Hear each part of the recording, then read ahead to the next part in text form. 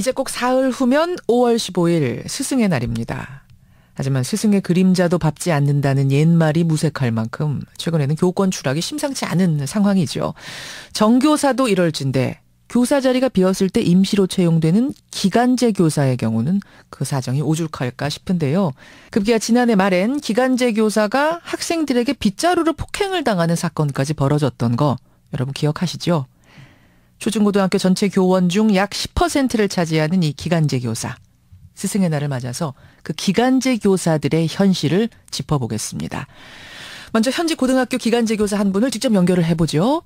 선생님 안녕하세요. 안녕하세요. 예, 기간제 교사로 일하신 지는 얼마나 되셨어요? 5년 됐습니다. 5년. 그 기간제 교사들은 학교에 들어갈 때, 그러니까 면접 과정에서부터 부당한 대우를 받는다. 제가 이런 얘기를 들었는데 무슨 말입니까? 아무래도 제가 이제 여성이다 보니까 예. 여교 선생님들이 많이 겪는 어려움 중에요. 면접 시에 선생님들이 당연히 결혼했는지 결혼 여부를 물어보고 결혼을 안 하셨다면 현재 남친이 있는지 이런 것들 꼭 물어보시더라고요. 또 기혼 여성이다라고 하면 계약 기간 중에는 임신이나 출산을 하지 않기로 그런 각서를 요구한 학교들도 많이 있고요. 그래서 제 친구 중에 한 친구는 결혼을 했는데 혼인신고를 안 했다고 하길래 왜 그러냐라고 했더니 학교에서 정규직이 될 때까지는 혼인신고를 하지 않고 결혼 사실을 숨기기로 했다는 친구들도 있고요. 잠깐만요. 참 좀 들으면서도 이게 2016년도 얘기가 맞나 싶을 정도인데, 그러니까 미혼일 경우에는 결혼했느냐, 남자친구 있느냐, 결혼 언제 할 거냐 이런 걸 물어보고, 기혼 여성일 경우에는 계약 기간 중에 임신하면 안 된다 이런 다짐을 받고. 네, 그렇죠. 그렇게 어려운 관문을 뚫고 기간제 교사가 됐다고 하더라도 이 서러운 상황이 끝나는 게 아니라고요. 일단은 항상 재계약의 불안 속에서 일해야 된다는 점이 가장 힘들었던 것 같습니다. 12월쯤 되면 내년에도 내가 이 학교에서 일할 수 있을지 고민하게 되는데, 한 번은 겨울방학 중에 이제 다음 주에 출근하려고, 방학이 끝나서 출근하려고 열심히 수업 준비를 하고 있었는데 갑자기 학교 측에서 문자로 재계약이 안 됐으니까 안 나오셔도 된다 라는 통보가 왔대. 그래서 선생님 잠깐만요. 그러니까 아까 일주일 전이라고 그러셨나요? 다음 주에 수업을 하러 가야 되는데 일주일 전에 문자로 통보가 왔어요? 네, 그렇습니다. 아니 그렇게 문자로 통보를 띡 받았을 때는 기분이 어떠셨어요? 안타깝기는 하지만 저희는 어떻게 할 수 있는 방법이 없기 때문에 어쩔 수 없었죠. 예, 개인적으로 제일 힘들었던 일이 그것. 혹시 아이들도 기간제라고 무시하고 이러는 경향이 있나요? 학생들도 요즘에는 기간제 선생님들한테만 복도에서 지나가다 마주쳐도 인사도 안 하고 그런 일들도 많이 봤어요. 저희가 추가로 여러 선생님들과 추가 취재를 하다가 들은 이야기가, 선생님 알바예요? 계약직 뒤에서 이러면서 놀리는 학생들 때문에 상처받았다는 선생님도 계시더라고요. 네. 사실 제가 기간제 교사라는 사실을 아이들, 학부모들에게 말해야 될지 말아야 될지 많이 고민이 되더라고요. 왜냐하면 제가 기간제라는 사실을 알게 되면 아무래도 학부모님들이나 아이들이 이제 저를 대하는 태도나 존중하는 정도가 달라질 수도 있고, 또 수업 같은 경우에도 아무래도 아이들이 정규직 교사가 조금 더 시험 출제나 다른 부분에서 많이 영향력을 행사한다고 생각하기 때문에 수업 시간에 대한 집중도도 좀 떨어질 때도 있고, 학교에서 이제 모범 학생 추천이나 장학금 수혜나 이런 부분과 관련해서 자기들이 이제 우선순위에서 더 밀리지는 않을까. 왜냐하면 우리 선생님이 힘이 약하기 때문에 그런 생각을 할까봐 저 스스로도 아이들에게 기간제라는 사실을 떳떳하게 얘기하지도 못하고, 또 사실 먼저 걱정하게 되는 측면이 있죠. 위축되는군요. 그렇군요. 본인이 겪으신 일들은 그렇고, 혹시 다른 기간제 교사분들의 고충을 좀 전해들은 사례들도 있으세요? 전에 근무하던 학교 중에 하나는 그 정규직 선생님들에 비해서 기간제 선생님들이 2~3배 정도 더 많은 행정 업무를 맡고 있었는데, 주로 학기 초에 이루어지는데 교감 선생님이나 이제 교장 선생님이 학기 초에 업무 분장을 하실 때 누구 선생님 내년에도 같이 일하시겠습니까? 라고 물어보시면서 그러면 이런 일을 우리가 맡기기로 했는데 이걸 하시겠습니까? 마시겠습니까? 라고 물어보시면 받거나 떠나거나 둘 중에 하나이기 때문에 사실 저희는 선택권이 없는 거죠. 같이 일하시겠습니까? 하면서 이거 해주세요라고 하면 어떤 기간제 교사가 싫습니다를 할 수 있을까? 그 말이세요. 네, 맞습니다. 그래요. 업무 면에서의 부당한 사례들. 네. 또 들은 이야기 중에 야 이건 진짜 충격적이다. 어떻게 이런 일까지 하는 것도 기억나는 게 있으십니까? 어떤 학교에서 여교사 한 분이 지속적으로 오랫동안 계시던 정규직 남자 선생님한테 성희롱을 계속 당하시고 또 유부남 남자분이셨는데 예. 사귀자 이런 제안을 계속 받으셨어요. 선생님이 고민을 많이 하시다가 아무래도 안 되겠다 싶어서 학교 측에 내가 이런 고충을 겪고 있다라고 알렸는데 예. 학교 측에서는 오히려 그 남자 선생님에 대한 징계를 전혀 하지 않고 오히려 그 여자 선생님을 다음에 학교에서 떠나게 하는 걸로, 심지어 그냥 떠나는 게 아니라 그 같은 교과 선생님들한테 압력을 넣어서 TU를 없애는 걸로 하자는 식으로 그 여자 선생님을 내보낸 경우가 있었습니다. 성희롱을 당해도 어디다 호소할 데도 없고 호소해봤자 오히려 불이익은 나한테 돌아오는 경우. 아니 진짜 그런 일들, 부당한 일들을 겪고 나면은 이건 뭐 수업이 제대로 되실지 모르겠어요. 수업하면서도 기진맥진하실 것 같아요.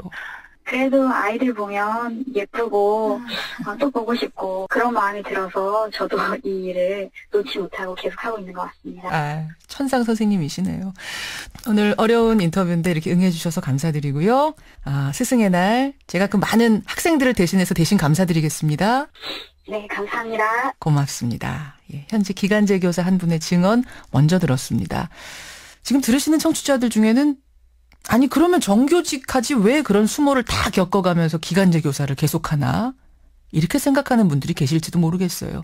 여기에 대해 답을 주실 분입니다. 전국기간제교사연합회 박혜성 공동대표 이어서 연결해보죠. 대표님 나와 계세요. 네. 예. 안녕하세요.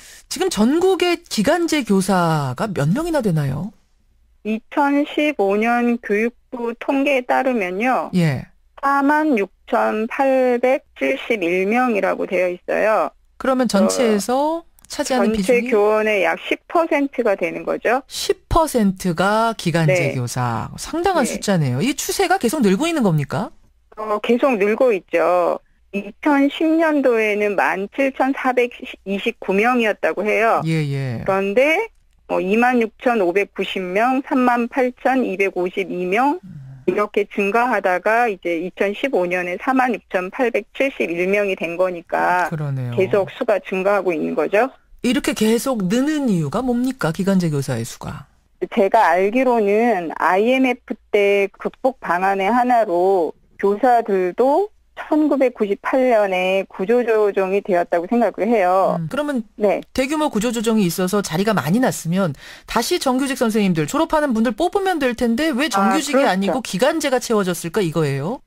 필요한 만큼의 정규직 교사를 임용하지 않기 때문이죠. 그러니까 기업들이 정규직 잘 안 뽑고 비정규직이나 계약직 수만 자꾸 늘리려고 하는, 그래서 손쉽게 해고할 수 있게 하려는 것과 비슷한 논리가 학교에서도 적용이 되는 거군요. 네, 그렇죠. 그렇게 해서 숫자는 계속 늘고 있는데 네. 앞서 들으신 것처럼 기간제 교사, 계약직 교사들의 현실이라는 거는 녹록치 않은 상황. 여건은 네. 전혀 개선되지 않는 상황. 기간제 교사들 이야기 쭉 들어보시면 제일 힘든 부분을 뭐라고 하세요?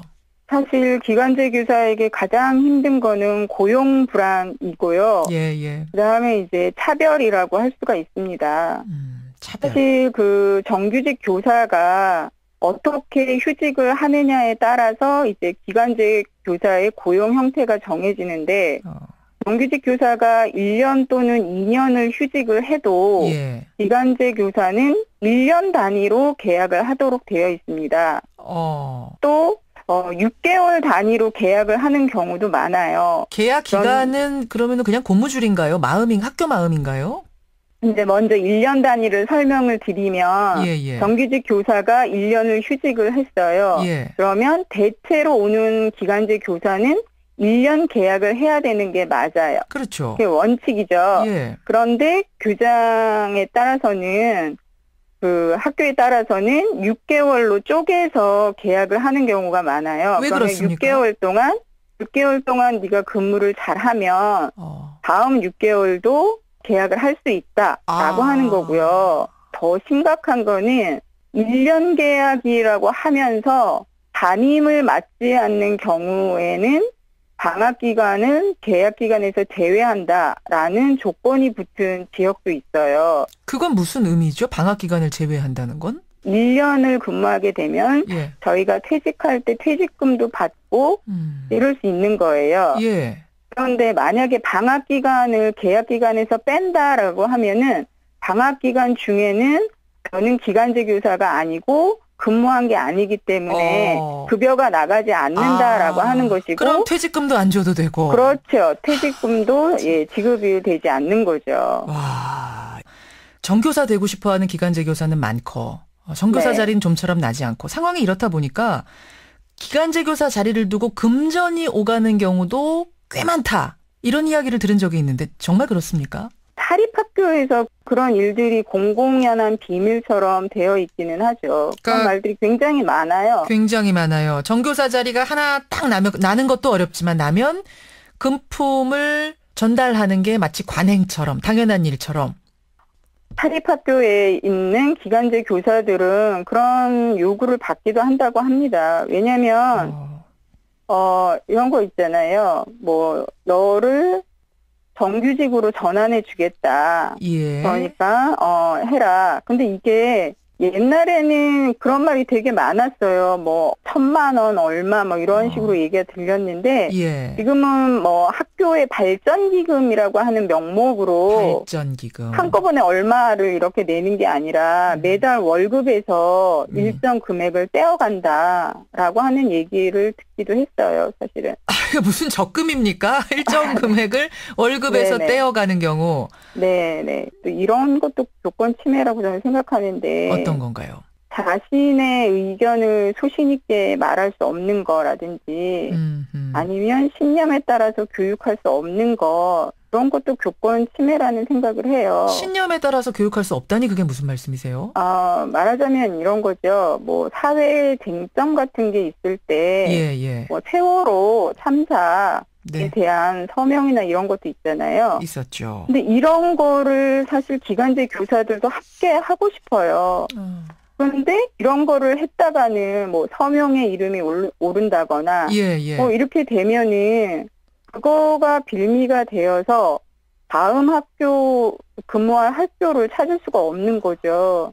그러니까 이런 걸 그 학교에서 해고되는 정도가 아니라 아예 블랙리스트에 올라서 다른 학교도 못 가요. 그렇죠. 그런 일이 벌어지게 되죠. 그래서 이런 것도 저는 교권 침해라고 생각하죠. 오늘 여기까지 말씀 듣죠. 고맙습니다. 네. 예, 스승의 날을 맞아서 이 기간제 교사 문제에 대해서 한번 짚어봤습니다. 전국 기간제 교사 연합회의 박혜성 공동대표였습니다.